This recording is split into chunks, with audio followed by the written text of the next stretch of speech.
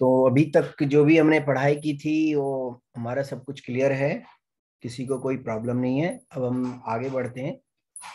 तो आज जो हम लोग पढ़ेंगे, आज हम लोग पढ़ेंगे डॉक्यूमेंट स्प्लिटिंग, राइट। तो डॉक्यूमेंट स्प्लिटिंग क्यों जरूरी है? We have to understand that why document splitting is required and on which purpose document splitting is required and why SAP has given the document splitting functionality in SAP। तो document splitting इस वजह से दिया है क्योंकि अगर एक company code के अंदर आपके 4 प्रॉफिट सेंटर हैं, ओके, अगर 4 प्रॉफिट सेंटर हैं, जैसे कि अगर आपका एक कंपनी है आपका SAP इंडिया लिमिटेड और उसके जो ब्रांचेस हैं दिल्ली, बॉम्बे और आपका झारखंड, पंजाब, ठीक है, 4 अलग अलग प्रॉफिट सेंटर हैं। तो अगर कोई भी एंट्री अगर आप करते हो, 2 प्रॉफिट सेंटर अगर इन्वॉल्व होता है एक एंट्री में, तो फिर क्या होगा? फिर जब आप ट्रायल बैलेंस जब चेक करोगे तो क्या होगा कि डेबिट बैलेंस जो होगा एक प्रॉफिट सेंटर में दिखेगा और क्रेडिट बैलेंस जो होगा दूसरे प्रॉफिट सेंटर में दिखेगा। That means if you will run the trial on the basis of profit centre, your trial never will be matched. तो आपका जो ट्रायल बैलेंस है वो कभी भी मैच नहीं होगा। तो ट्रायल बैलेंस को मैच करने के लिए if 2 profit centre is involve in one documents, then you have to configure the document splitting. और जो SAP कोई भी ऑर्गेनाइजेशन जो SAP अगर लगा रही है, जो फर्स्ट डे से मैं बोल रहा हूँ, वो इस तरह की छोटी छोटी लिमिटेशन को हमेशा क्रॉस करके ही, कोई भी अगर ऑर्गेनाइजेशन अगर लगा रही है SAP तो कोई एक प्रॉफिट सेंटर तो रन करेगा नहीं। तो उसमें मल्टी प्रॉफिट सेंटर होंगे, मल्टी कंपनी होंगे। तो इस केस में तो आपको डॉक्यूमेंट स्प्लिटिंग हमेशा ही एक्टिव करना पड़ेगा, डॉक्यूमेंट स्प्लिटिंग आपको समझना पड़ेगा। तो उसके लिए हम SPRO ट्रांजैक्शन कोड रन करते हैं। उसके बाद SAP रेफरेंस IMG को क्लिक किया, document defined GL for document splitting आपने क्लिक किया, नहीं आया ये, कोई बात नहीं। डॉक्यूमेंट स्प्लिटिंग हम सिर्फ सर्च करेंगे और classify GL for document splitting, classify GL for document splitting, इसको क्लिक किया हमने। और हमारा चार्ट ऑफ अकाउंट्स क्या था? 1007 था, 1007 हमने डाल दिया। नहीं, हमारा कुछ और था, हमारा क्या था? 1014, राइट, 1014 था।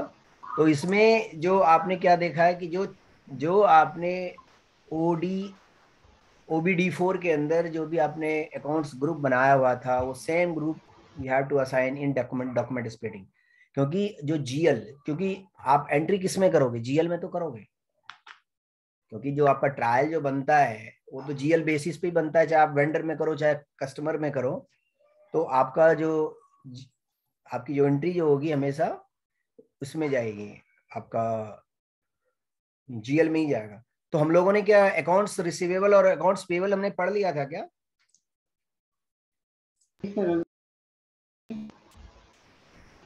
क्या कह रहे हो आप लोग? नहीं सर, अभी नहीं पढ़ा है?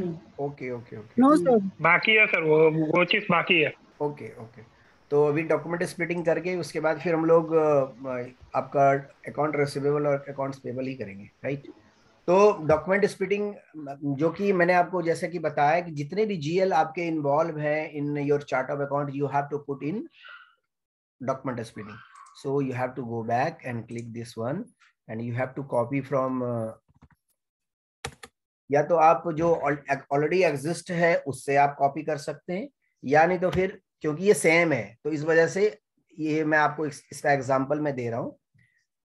ये सेम इसका जो चार्ट ऑफ अकाउंट्स जो हमने बनाया हुआ है 1007 का सेम हमने बनाया हुआ है, इस वजह से हम इसको सेम हम यूज कर सकते हैं। लेकिन अगर आपका चार्ट ऑफ अकाउंट्स डिफरेंट है तो आपको उसी तरीके से अलग अलग आपको क्लासिफाई करना पड़ेगा। इसको आइए समझते हैं कि इसको किस तरीके से हम लोग क्लासिफाई करते हैं। तो जो 1001 से 100 जो है ये आपका क्या था? फिक्स्ड एसेट्स था। इस वजह से यहाँ fixed assets balance sheet account होता है। 001 से आपका क्या है, 200 आपका करंट एसेट्स था, तो हमने इसको बैलेंस शीट आइटम में डाला है। 201 से 300 आपका कस्टमर था, कस्टमर रिकंसिलिएशन अकाउंट आपने असाइन किया है, तो इस वजह से कस्टमर में आया है। इस चीज का हमेशा ध्यान रखना, कस्टमर, वेंडर, रिवेन्यू और एक्सपेंसेस, इस चार को आपको डिफाइन करना है आपका डॉक्यूमेंट स्प्लिटिंग में। बाकी जो आपके सीरीज हैं उस सबको आप बैलेंस शीट में डाल दो। इस चीज का हमेशा ध्यान रखना कि ये चार अगर आपके डिफाइन नहीं हुए, कस्टमर, वेंडर, रेवेन्यू, एक्सपेंसेस, तो जब आप एंट्री पोस्ट करोगे तो आपको एरर आएगी, आपको दिक्कत आएगी। और ये जो आपका डिफाइन हो रहा है, किस बेस पे डिफाइन हो रहा है, ये जीएल पे डिफाइन कर रहे हैं। अब किस पे डिफाइन कर रहे हैं, जीएल पे। तो इसको हमने अभी सेव कर दिया। अभी मैं आपको समझाता हूं। अभी हमने जीएल पे किया, फिर होता है डॉक्यूमेंट टाइप के बेस पे। ये भी किस पे classify GL accounts for document splitting, GL पे किया है, क्लासिफाई जीएल अकाउंट्स। ये हमने जो जीएल जो हमने सीरीज जो बनाया था, जीएल का जो हमने अकाउंट्स का ग्रुप बनाया था, वो हमने यहाँ पे डिफाइन कर दिया। और जिस तरीके से हमने डिफाइन किया था, आप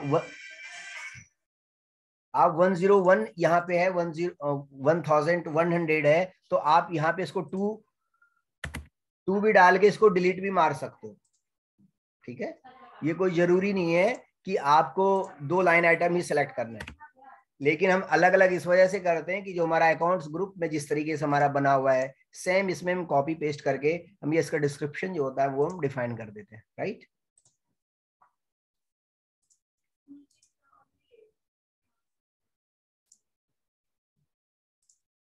ठीक है।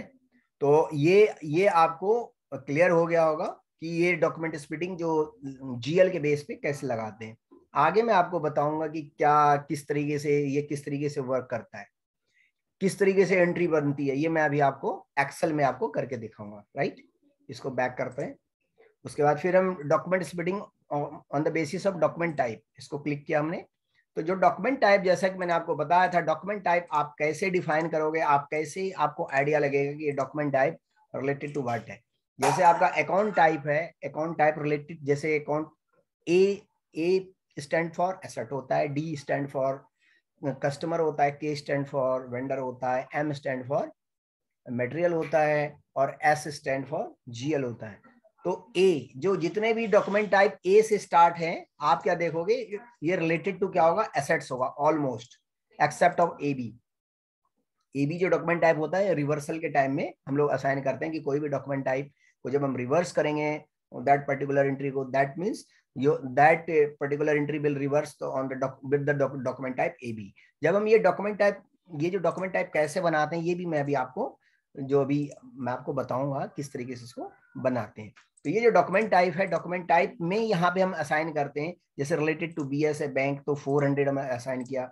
400 क्यों असाइन किया, 400 रिलेटेड टू पेमेंट है, जो 400 related to bank account statement है, इस वजह से हमने इसको 400 असाइन किया है। और ये बैंक का है तो इसलिए बैंक स्टेटमेंट में हमने ये असाइन किया है। और 000 का मतलब होता है स्टैंडर्ड। ठीक है, 00 का, जैसे ये कस्टमर है, तो कस्टमर मीन्स ये अगर डॉक्यूमेंट टाइप डीजी अगर कोई भी अगर यूज करेगा at the time of posting, that means कि अगर कोई वेंडर अगर वेंडर की पोस्टिंग करेगा, डॉक्यूमेंट टाइप डीजी यूज करेगा, तो आपको एरर देगा कि you can not be use DG for vendor payment. यानी कि ये कंट्रोल है। ये अगर आप कंट्रोल कैसे करोगे on the basis of document type, नहीं तो फिर क्या होगा कि कोई यही नहीं पता लगा पाएगा कि भाई डॉक्यूमेंट टाइप जो डीजी है, डीजी रिलेटेड टू व्हाट, यानी कि डीजी में कोई जीएल को एंट्री कर देगा, बैंक का कर देगा, ठीक है, या फिर आपका जीएल का कर देगा, एसेट का कर देगा। तो डॉक्यूमेंट टाइप के बेस पे आपका कंट्रोल जो है वो कोलैप्स हो जाएगा। आप डॉक्यूमेंट टाइप के बेस पे आप कंट्रोल नहीं कर पाओगे। तो इसी कंट्रोल के लिए जो डॉक्यूमेंट स्प्लिटिंग होता है, ये इसी वजह से इसकी जरूरत होती है। फिर इसको बैक करते हैं, ये आपको समझ में आ गया। अब define zero balance clearing account. अब क्या होता है, जीरो बैलेंस क्लियरिंग अकाउंट हम यहाँ पे डिफाइन करते हैं। जो 000 जो है, ये एसएपी स्टैंडर्ड अकाउंट, जो स्टैंडर्ड अकाउंट जो होता है 000, इसी में हम जो असाइन करते हैं आपका ब्रांच क्लियरिंग अकाउंट। इसको आप अकाउंट्स में गए, चार्ट ऑफ अकाउंट्स 1014 हमने असाइन किया है। यहाँ पे न्यू एंट्री में गए, न्यू एंट्री में जाने के बाद जो हमारा जीएल है, जीएल हम असाइन करते हैं, F4 करते हैं, कंपनी कोड 1014 है, हमने एंटर किया। एंटर करने के बाद हमने सॉर्ट किया और हमारा जो ब्रांच क्लियरिंग अकाउंट है इसको हमने यहाँ पे सेलेक्ट किया। ब्रांच क्लियरिंग अकाउंट सेलेक्ट करके इसको हमने सेव कर दिया। यानी कि अब ये जो ब्रांच क्लियरिंग अकाउंट जो हमने यहाँ पे डिफाइन किया है, इसका क्या रोल रहेगा ये मैं अब आपको बताता हूँ, इसका क्या रोल रहेगा। ठीक है, इसके बाद ये करेक्टरिस्टिक जो है आपका split characteristic on general ledger accounting, इसको एक बार आप समझ लीजिए। ये आप अगर किसी ऑर्गेनाइजेशन में जब आप ज्वाइन करेंगे, ये आपका जो PRCTR ये हमेशा मैंडेट फील्ड रहता है, लेकिन ये आपका डमी सर्वर है। अगर इसको आप मैंडेट फील्ड कर दोगे तो कोई भी एंट्री अगर करेगा तो विदाउट प्रॉफिट सेंटर कोई भी इसको पोस्ट नहीं कर पाएगा। SD में MM में उनको एरर आने लग जाएगा। ठीक है, इस वजह से जब आप किसी ऑर्गेनाइजेशन में जब आप वर्क करोगे तो क्योंकि पूरी टीम एक साथ काम कर रही होती है, मैं अभी अकेला काम कर रहा हूँ, कोई MM का जो कंसल्टेंट जो ट्रेनर है वो अपने हिसाब से पढ़ा रहा होगा, जो SD का वो अपने हिसाब से पढ़ा रहा होगा, तो जो भी ट्रांजैक्शन होगी वो ये जो चेंजेस होता है ये होता है किसी कंपनी कोड लेवल पे नहीं होता है, ये पूरा का पूरा जो चेंजेस हो जाता है सर्वर लेवल पे होता है। तो इसको कभी भी इसको मैंडेट नहीं करना चाहिए। मैंडेट ये तब करोगे आप यदि आप किसी कंपनी में अगर आप कॉन्फ़िगरेशन करते हो, then you have to be mandate this. अगर आप इसको मैंडेट नहीं करोगे तो कोई भी एंट्री अगर पोस्ट करेगा तो विदाउट प्रॉफिट सेंटर भी पोस्ट कर देगा और आपका ट्रायल बैलेंस मिलेगा नहीं। तो ये PRCTR इसी चीज के लिए हम यहाँ पे मेंटेन करते हैं कि कोई भी एंट्री जो पोस्ट होगा बिना प्रॉफिट सेंटर के पोस्ट नहीं होगा। राइट, अब मैं आपको समझाना चाहता हूं कि एक बार एक्सेल में आपको लेके चलता हूं ताकि आपको मैं समझा सकूं कि एक्सेल में किस तरीके से एंट्री आपकी है पोस्ट होगी, जो डॉक्यूमेंट स्प्लिटिंग वाली। राइट, तो मेरी स्क्रीन आप लोगों को विजिबल है क्या एक्सेल वाली? अब जैसे मेरी स्क्रीन विजिबल है? Yes sir. ओके, तो यहाँ पे हम लोग क्या करेंगे, यहाँ पे हमारा सेल्स अकाउंट, तो सेल्स अकाउंट आपका 100 रुपीज से 1000 रुपीज से ये क्या हो गया, ये हो गया क्रेडिट हो गया। राइट, सेल्स को क्रेडिट करोगे और कौन से प्रॉफिट सेंटर में करोगे? प्रॉफिट सेंटर को शॉर्ट फॉर्म में PC भी बोलते हैं। जो प्रॉफिट सेंटर ये है आपका 1014 को करते हो आप, और दूसरा जो प्रॉफिट सेंटर 1015 है। ठीक है,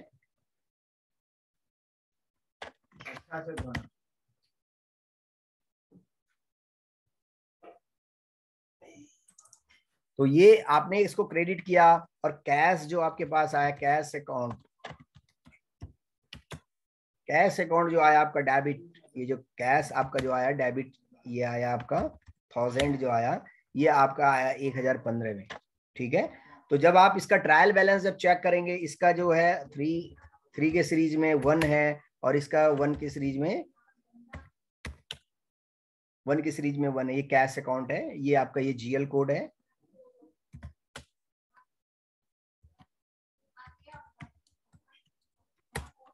ठीक है, ये आपका GL हो गया, ये GL कोड हो गया, GL का डिस्क्रिप्शन हो गया, ये डेबिट हो गया, क्रेडिट हो गया, PC हो गया। तो अब ये एंट्री आपकी एंट्री आपने पोस्ट कर दी, तो जब आप ट्रायल बैलेंस निकालेंगे 1014 का, तो आपको क्या दिखेगा? सिर्फ सेल्स अकाउंट क्रेडिट दिखेगा। मैं सही हूं गलत हूं? Yes sir. हाँ, तो ये आपकी एंट्री जो इस तरीके से दिखेगी, यानी कि आप जब भी इसका ट्रायल बैलेंस निकालोगे तो आपको एंट्री दिखेगी कि सिर्फ आपका जो सेल अकाउंट 1014 से आपका क्रेडिट हुआ है, और जब आप 1015 का प्रॉफिट सेंटर वाइज ट्रायल निकालोगे तो आपको क्या दिखेगा कि 1000 इसका डेबिट है कैश अकाउंट में। यानी कि आपका जो trial balance profit centre wise पे कभी ट्रायल मैच नहीं करेगा। तो SAP ने जो डॉक्यूमेंट स्प्लिटिंग का जो कॉन्फ़िगरेशन दिया है वो इस वजह से दिया है कि ताकि आप यहाँ से ये चेक कर सको, कि यहाँ से आप कंट्रोल कर सको कि इसको आप जो डॉक्यूमेंट स्प्लिटिंग जो अभी जीरो बैलेंस क्लियरिंग अकाउंट में जो हमने GL लगाया है, वो GL आपका हिट करता है at the time of if you will use the 2 different profit centre in 1 documents. तो आपकी एंट्री क्या हिट करेगी? आपकी एंट्री हिट करेगी जो ब्रांच क्लियरिंग अकाउंट है ब्रांच क्लियरिंग अकाउंट आपका हो जाएगा डेबिट और ब्रांच क्लियरिंग अकाउंट हो जाएगा आपका क्रेडिट। ठीक है,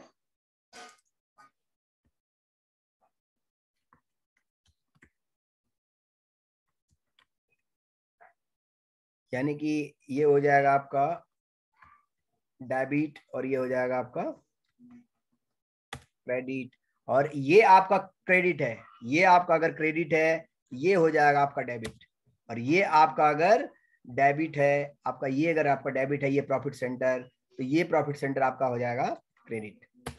ठीक है, लेकिन अब जब आप ट्रायल बैलेंस निकालोगे तो आपका क्या होगा, 1014 का जो आपका ट्रायल बैलेंस होगा ये होगा कि आपका सेल्स अकाउंट हो जाएगा क्रेडिट और ब्रांच क्लियरिंग अकाउंट हो जाएगा आपका डेबिट। जब आप ट्रायल बैलेंस देखोगे तो इसमें आपका जो ये और ये दो एंट्री आपको दिखेगी। ठीक है, यानी कि ये ब्रांच क्लियरिंग अकाउंट जो है ये आपका रिलेटेड टू क्या है, आपका ये आपका आपस में नॉक ऑफ करने वाली दो एंट्रियां हैं, क्योंकि आपको ये देखने से पता लग जाएगा कि ये जो एंट्रियां हैं ये आपकी इंटर प्रॉफिट सेंटर ट्रांजैक्शन हुआ है। ये क्लियर हो गया। अब ये कैसे चलता है, ये जो मैंने आपको दिखाया ये चलता भी है कि नहीं चलता है, ये मैं ऐसे भी मैं आपको एक बार मैं करके आपको दिखाता हूं।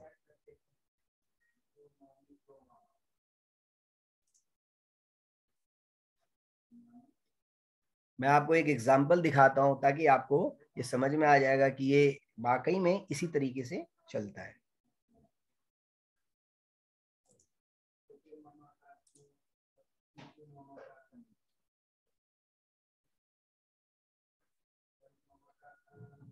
आप लोग प्रैक्टिस करते रहना, अगर प्रैक्टिस नहीं करोगे जो भी मैंने आपको पढ़ाया है, अगर ये इसकी अगर आप प्रैक्टिस नहीं करोगे तो आपका फिर बैकलॉग बनता चला जाएगा, फिर आगे आपको दिक्कत आएगी। तो आप कभी भी प्रैक्टिस कभी भी मत रोकना, प्रैक्टिस बहुत ही ज्यादा जरूरी है। हर स्क्रीन नई है आपके लिए, हर स्क्रीन बिल्कुल आपको सारी स्क्रीन वो याद रखने पड़ेंगे कि क्या स्क्रीन है, इसमें क्या इसकी फंक्शनलिटी है, ये सारी चीजें आपको याद रखनी पड़ेगी। अब मैं अपनी एक स्क्रीन में आपको न्यू स्क्रीन में आप लोगों को शेयर कर रहा हूँ, इसको आप समझने की कोशिश कीजिए। F-02 मैंने एक ट्रांजैक्शन कोड चलाया है, F-02। ठीक है, आज की डेट 25 तारीख है, 25 तारीख मैंने डाल दिया, कंपनी कोड 1000 ले लिया, INR ले लिया। ठीक है, और एक GL ले लिया मैंने 41811101। ठीक है, हमने एंटर किया और यहाँ पे हमने डाल दिया 1000 रुपीज, और कॉस्ट सेंटर ले लिया हमने 11111101। ठीक है, ये मैंने प्रॉफिट सेंटर ले लिया। ठीक है, प्रॉफिट सेंटर मींस इसका जो कॉस्ट सेंटर होगा, कॉस्ट सेंटर 4 डिजिट का होता है प्रॉफिट सेंटर, और ये जो आपका जो कॉस्ट सेंटर होता है इसके पीछे का होता है 4 डिजिट। तो मैं इसको पढ़ाने के बाद आपको कॉस्ट सेंटर प्रॉफिट सेंटर भी आपको मैं पढ़ाऊंगा। इसके बाद ये हो गया आपका 50, इसको मैंने 50 ले लिया। 50 मीन्स क्रेडिट, जो आपका डेबिट हो गया पहले, फिर इसको हम क्रेडिट लेंगे, F4 करते हैं, कोई एक्सपेंसेस पेबल का हम GL ले लेते हैं।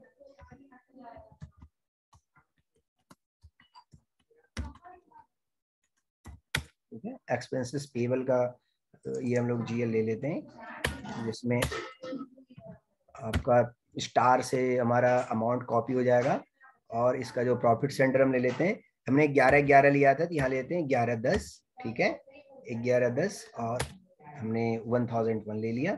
ठीक है, तो अब आप क्या देखोगे, प्रॉफिट सेंटर 101 आ गया। अब इसमें आप क्या देखोगे, अगर आप इसको सिमुलेट करते हो तो आपको क्या दिखेगा कि जो rent expenses to expenses payable, ये एंट्री हमने किया है। आप समझने की कोशिश कीजिएगा कि यहाँ पे जो प्रॉफिट सेंटर आपको ऐसे नहीं दिखेगा कि इसमें 4 लाइन आएगी, फिर आपको डॉक्यूमेंट में जाना है, डॉक्यूमेंट जनरल लेजर में जाके जब चेक करोगे तो आप क्या देखोगे, ब्रांच क्लियरिंग अकाउंट आपका ऑटोमेटिक क्रिएट हो गया, क्योंकि इसमें 2 प्रॉफिट सेंटर इन्वॉल्व हैं, एक 11-11 और एक 11-10।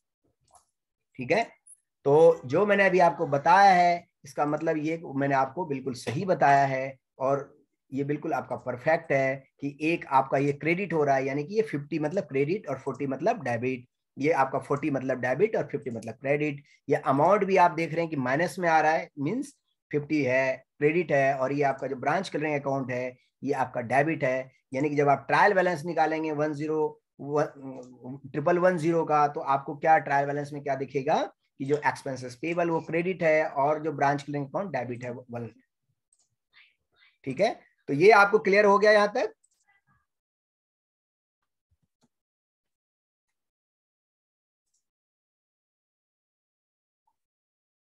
हाँ जी, आप लोग नहीं बताओगे क्लियर हुआ कि नहीं हुआ तो सर कैसे पता लगेगा कि क्लियर हो गया? यस, क्लियर हो गया। हाँ, अगर इसके बावजूद भी अगर आपको ये नहीं कि अगर आपने क्लियर बोल दिया तो अब मैं आपको दोबारा बताऊंगा नहीं, ऐसा कुछ नहीं है, ऐसा मत सोचना। अगर आपको इसके बावजूद भी अगर कोई चीज समझ में नहीं आता है तो आप कभी भी मेरे को कॉल कर सकते हैं। अगर मैं सिस्टम पे अवेलेबल रहूंगा तो definitely I will help you. अगर मैं सिस्टम पे नहीं रहूंगा तो जब मैं फ्री होऊंगा जब मैं आपको कॉल करूंगा। तो आइए हम लोग आगे बढ़ते हैं अब।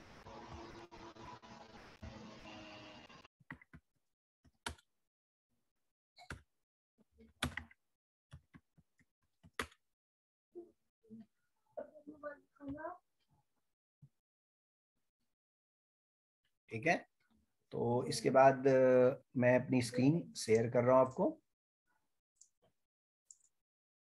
तो अब हमारा ये जो कॉस्ट सेंटर और प्रॉफिट सेंटर एक बार समझते हैं। तो सबसे पहले इसके लिए हमें कंट्रोलिंग एरिया बनाना होता है। कंट्रोलिंग एरिया के हमें जाते हैं एसपीआरओ में। एसपीआरओ में जाके, या तो आप एसपीआरओ के थ्रू जा सकते हो, आप यहां से जा सकते हो OX06 के थ्रू आप जा सकते हो। ठीक है, OX06 में आपका जो कंपनी कोड है 1014 है। तो न्यू एंट्री में हम क्लिक करते हैं और जो controlling area is equal to जो कंपनी कोड आ रहा है इसको हम क्लिक करते हैं। 1014 हम सेलेक्ट करते हैं। इसको जब आप क्लिक करोगे तो 1014 के जो डाटा है ऑटोमेटिक इसमें फिल हो जाएगा। 1014 अराल फाइनेंस लिमिटेड आ गया और controlling area same as company code आ गया। जो V3 हमने असाइन किया, चार्ट ऑफ अकाउंट जो असाइन किया था, ये सारी चीजें इसमें ऑटोमेटिक फिल हो जाती हैं। इसको मैंने सेव कर दिया, यानी कि हमारा जो कंट्रोलिंग एरिया है 1014 हमारा क्रिएट हो गया है। इसके बाद हम इसको बैक करते हैं, सेव कर दिया हमने। 1x 0x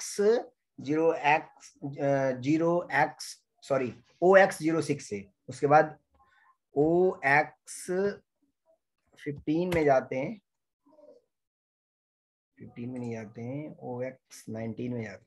OX19 में जाते हैं। OX19 में जाके जो 1014 है इसमें हम कंपनी कोड असाइन करते हैं। जो हमारा कंपनी कोड कौन सा है, जो कंट्रोलिंग एरिया हमने जो बनाया हमारा कंपनी कोड है 1014 हमने असाइन कर दिया। इसको हमने सेव कर दिया। इसके बाद हम असाइन करते हैं इसमें पीरियड असाइन करते हैं। इसको बैक किया हमने। इसको असाइन करने का जो ट्रांजेक्शन कोड है OKKP है। OKKP हमने ट्रांजेक्शन कोड एग्जीक्यूट किया। उसके बाद हमने जो 1014 हमने सेलेक्ट किया और असाइनमेंट ऑफ जो कंपोनेंट्स कंट्रोल इंडिकेटर्स को क्लिक किया। न्यू एंट्री में गए। न्यू एंट्री में जाने के बाद जो फाइनेंशियल ईयर हम सेलेक्ट करते हैं 1999 हम सेलेक्ट करते हैं। और ये हमेशा मैं 2 बनाता हूं, लेकिन जो जनरली जो आप कंसल्टेंट और जो दूसरे कंसल्टेंट देखोगे वो हमेशा 1 बनाते हैं, लेकिन ये हमेशा मैं 2 बनाता हूं। 2 इस वजह से मैं बनाता हूं कि अगर बाय चांस किसी भी वजह से अगर एक कंट्रोलिंग एरिया आपका किसी तरीके से कोलैप्स हो गया, किसी तरीके से कोई प्रॉब्लम आ गई या कोई हमें चेंजेस करना है, तो इन फ्यूचर हमें करने का हमें इसका मौका मिले। ठीक है, ठीक है, ये हम इसको चेक कर देते हैं। यानी कि जो कॉस्ट सेंटर का जो कंपोनेंट्स एक्टिव कर देते हैं, एक्टिविटी टाइप का हम एक्टिव करते हैं, ऑर्डर मैनेजमेंट का एक्टिव करते हैं, बाकी कमिटमेंट मैनेजमेंट और प्रॉफिटेबिलिटी एनालिसिस और एक्टिव बेस्ड कॉस्टिंग ये सब हमारा नॉन एक्टिव रहता है। जो प्रॉफिट सेंटर अकाउंटिंग एक्टिव करते हैं, प्रोजेक्ट एक्टिव करते हैं, सेल्स ऑब्जेक्ट एक्टिव करते हैं और all variances all currencies and variances को हम चेक करके इसको हम सेव कर देते हैं। इसको सेव करने के बाद हमने जब सेव कर दिया, ये आपका सेव हो गया। फिर उसको हमने बैक किया। तो अभी हमने जो बनाया फिजिकल ईयर 1999 से 9999 बनाया। तो अब हमारा जो अभी जो इसको दोबारा सेलेक्ट करके इसको कॉपी करते हैं। कॉपी करने के बाद हम इसमें डाल देते हैं 2021, जो भी हमारा करंट ईयर हमारा चल रहा है अब हम यहाँ से बनाएंगे। राइट, इसको हमने सेव कर दिया। यानी कि हमने जो इसका जो ईयर बनाया है, ईयर हमने 2 बनाया है। एक हमने बनाया 1999 से लेके 2020 तक। इसको डबल क्लिक करोगे तो आपको 2020 तक दिखेगा। पहले क्या दिख रहा था, 1999 से 9999 तक। अब जो दूसरा आप देखोगे, दूसरा आपका क्या होगा, 2021 से लेके 9999 तक हो गया। यानी कि अगर गड़बड़ हो गया या पहला वाला गड़बड़, पहला तो होगा ही नहीं गड़बड़ क्योंकि पहला तो हमारा ऑलरेडी खत्म हो चुका है 1999 से 2000 हमने 2020 तक हमने डाला हुआ है, तो ये ऑलरेडी खत्म हो चुका है। अगर ये दूसरे में कोई गड़बड़ी आती है तो हम पहला वाला हम इसका डेट हम चेंज करके इसका जो लाइफ चेंज करके हम दोबारा इसको यूज कर सकते हैं। ठीक है, तो हम इस वजह से हम इसको 2 बनाते हैं। ठीक है, मैं बनाता हूं, बाकी और कंसल्टेंट मैंने बहुत सारे ऐसे कंसल्टेंट देखे हैं जो ये 2 नहीं बनाते हैं, लेकिन मैं हमेशा 2 बनाता हूं। इसके बाद आपका आता है आपका प्रॉफिट सेंटर हायरार्की। तो प्रॉफिट सेंटर हायरार्की के लिए है OEK5 ट्रांजैक्शन कोड हम रन करते हैं, OKE5। ठीक है, O नहीं 0KE5 हम ट्रांजैक्शन कोड रन करते हैं। कंट्रोलिंग एरिया हमने 1014 बनाया है, इसको हमने सेलेक्ट किया, और जो स्टैंडर्ड हायरार्की है ये P स्टार्ट करते हैं क्योंकि हम प्रॉफिट सेंटर का बना रहे हैं। ठीक है, तो P1014 हम सेलेक्ट करते हैं, तो प्रॉफिट सेंटर कंट्रोलिंग एरिया यहाँ पे 20 होता है। ठीक है, और जो INR होता है, इसका करेंसी INR है, इसको हमने सेलेक्ट किया और इसको हमने सेव कर दिया। सेव करने के बाद हमने बैक किया, यानी कि हमारा जो प्रॉफिट सेंटर का वो जो स्टैंडर्ड हायरार्की हमारी बन गई है। अब हम बनाते हैं प्रॉफिट सेंटर का जो कंपनी कोड लेवल पे जो हायरार्की बनती है उसका ट्रांजैक्शन कोड है KCH2। ठीक है, KCH2 हम बनाते हैं, तो P1014 हमने बनाया हुआ है, तो इसको सेलेक्ट करते हैं, और अराल फाइनेंस लिमिटेड हमारा ये आपका प्रॉफिट सेंटर कंट्रोलिंग एरिया आपका बन चुका है। इसको हम बैक करते हैं। बैक करने के बाद हम बनाते हैं KSH2, यानी KCH2 से हमारा बनता है प्रॉफिट सेंटर का, और KSH2 से हमारा बनता है कॉस्ट सेंटर का। हमेशा ये ध्यान रखिएगा कि KS से होता है आपका कॉस्ट सेंटर और C से होता है आपका प्रॉफिट सेंटर। ट्रांजैक्शन कोड दोनों के सेम है, KSH2 और KCH2। इसके बाद हमने एंटर किया, जो हमारा प्रॉफिट सेंटर ग्रुप 1014 हम बनाएंगे। हमारा क्या है, क्रिएट किया हमने, उसके बाद हमने बनाया यहाँ पे cost centre group for CC 1014 हमने सेलेक्ट कर दिया, या यहाँ पे फॉर CC की जगह आप अराल ग्रुप भी लिख सकते हो, ARAA अराल। ठीक है, फॉर अराल लिख दिया। ठीक है, इसके बाद जो कॉस्ट सेंटर को आप लोअर लेवल पे जाओगे, अभी पहले हम प्रॉफिट सेंटर बनाते हैं, फिर मैं आपको ये कॉस्ट सेंटर ग्रुप कैसे बनता है वो हम आपको समझाएंगे। तो आप प्रॉफिट सेंटर बनाते हैं, प्रॉफिट सेंटर बनाने का जो ट्रांजैक्शन कोड है उसका है KE51 ट्रांजैक्शन कोड आपने एग्जीक्यूट किया। 1014 आप प्रॉफिट सेंटर बनाओगे, जब 1014 प्रॉफिट सेंटर बनाओगे तो आपने क्या बनाया हुआ है, आपने V3 लिया है, यानी कि आपका जो प्रॉफिट सेंटर आपका 1/4 से स्टार्ट होगा, तो हमेशा 1 साल इसको पीछे बनाना चाहिए। जैसे 20 से स्टार्ट है, 2021 से स्टार्ट है, तो इसको हमेशा जो एनालिसिस पीरियड हमेशा 1 साल पीछे का बनाना चाहिए। ARAAL अराल हेड ऑफिस मैंने बना दिया। ठीक है, हेड ऑफिस कहाँ पे है आपका, नोएडा में था, नोएडा में बनाया था ना, कहाँ बनाया था हमने, अरे कोई है? Yes sir. जो पर्सनल रेस्पॉन्सिबल हमने एक्स कर दिया, और प्रॉफिट सेंटर ग्रुप हमारा क्या है, P1014 हमने सेलेक्ट किया है, और ये हमारा, इसको जब आप सेव करोगे, सेव करने के बाद सिर्फ ये क्या हो जाएगा, आपका सेव हो जाएगा, यानी इनएक्टिव स्टेटस। ये स्टेटस क्या है इसका, इनएक्टिव है, यानी कि जब तक यहाँ पे ये जो आपका एक्टिवेट नहीं करोगे, ये जब तक एक्टिवेट नहीं करोगे तब तक ये एक्टिवेट आपका नहीं होगा। अब ये आपका एक्टिवेट हो गया, तब आप जब ट्रांजैक्शन कोड KE51 से आपका क्रिएट होता है, 52 से चेंज होता है, और 53 से डिस्प्ले होता है। ठीक है, तो 1014 हमने प्रॉफिट सेंटर बनाया है। जब आप प्रॉफिट सेंटर आप देखोगे तो इसमें और भी बहुत सारी चीजें होती है जो मैं अभी आपको सिखाऊंगा। ये जो एक्टिव है ये आपका, इसका मतलब ये प्रॉफिट सेंटर आपका एक्टिव है, यानी कि अब कई बार क्या होता है कि आपने 10 प्रॉफिट सेंटर बनाए हैं, आपका मैनेजमेंट कहता है कि मुझे एक प्रॉफिट सेंटर मुझे लॉक करना है इसमें, यानी कोई एंट्री ना कर सके। इसको जब चेक करके इसको सेव करोगे, सेव करने के बाद आप यहाँ पे दोबारा ये आपका इनएक्टिव है, अभी भी आप देखोगे तो इनएक्टिव है। जब इसको आप एक्टिवेट करोगे तो ये आपका एक्टिवेट हो जाएगा।